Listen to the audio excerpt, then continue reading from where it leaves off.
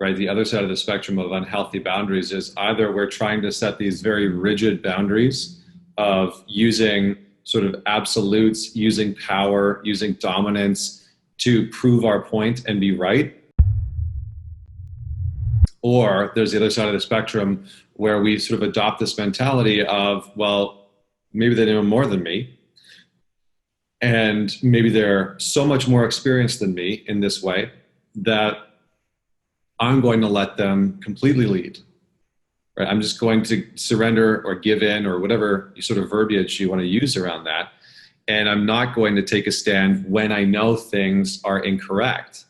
And we sort of hand over absolute power in some of these situations. And this happens very often in relationships where we as men have sort of been conditioned that in normal heterosexual relationships, the woman is the sort of like responsible one for the relationship.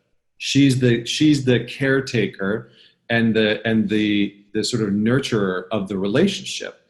And so when it comes to challenges in the relationship, most men defer to their woman. Most men will say, she knows better than me, because that's just the way that it is. And so they don't take any responsibility for the relationship. And so as the relationship starts to deteriorate, they're like, well, I mean, she knows better, right? My boundaries are being crossed. I'm not setting boundaries here. I'm not asking for what I want, but she seems to be more knowledgeable than I am in the relationship. So I'll just let it keep going. And we sort of hand over the power and energy or resiliency that we need in order to set boundaries.